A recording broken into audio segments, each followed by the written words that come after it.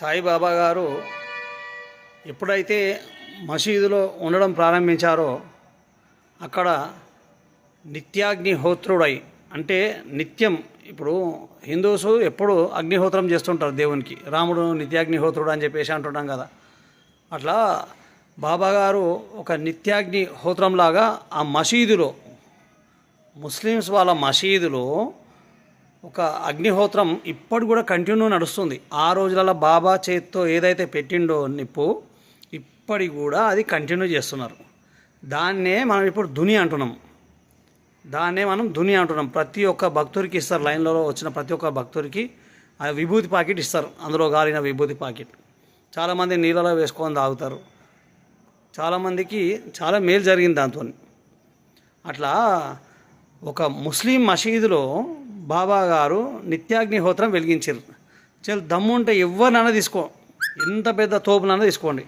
ముస్లిం మసీదులో ఎవరన్నా కానీ ఏది హోమం చేయగలుగుతారా? నిప్పులు పెట్టి హోమం చేసే దమ్ము ఎవరికైనా ఉందా? అందులోనే తులసి కోట కూడా నిర్మించారు. తులసిని ఎవరు పూజిస్తారు? హిందూసే. అందులోనే తులసి కోట కూడా ఉంది. మరి ఇప్పుడున్న జనరేషన్లో ఇంతమంది చెప్తున్నారు కదా బాబా గురించి, బాబా ముస్లిం అని.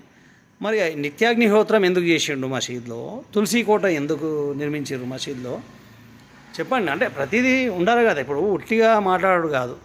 బాబా గారు మసీద్లో నిత్యాగ్నిహోత్రం చేశారు. నిత్యాగ్నిహోత్రం ఎవరు చేస్తారు అంటే బాబా అటు ముస్లింలకి ఈక్వాలిటీ ఇచ్చిండు, ఇటు హిందూస్కి ఈక్వాలిటీ ఇచ్చిండు. దేవుడు అనేవాడు ఆ విధంగానే ఉండాలి. దేవుడు మతాలకు అతీతంగా ఉండాలి, అందరినీ సమానంగా చూడాలి. అంతేగాని నేను హిందువుల దేవుడిని నేను ముస్లింల దిక్కు చూడా, నేను ముస్లింల దేవుడిని హిందువుల దిక్కు చూడా అంటే వాడు దేవుడే కాడు అసలు. దేవుడు అంటే అందరినీ సమానంగా చూడాలి. ప్రతి ఒక్క సర్వ జీవులను దేవుడు సమానంగా చూస్తేనే దేవుడు. అంతేగాని నేను ఆ మత పొలం ఈ మత పొలం చూస్తా అంటే ఆయన దేవుడే కాదు. అలాంటి విధంగా పుట్టినవారు దేవుళ్ళే కాదు అసలు. ఇది చరిత్ర తెలుసుకోండి. ఎక్కడైనా సరే చరిత్ర తెలుసుకోండి.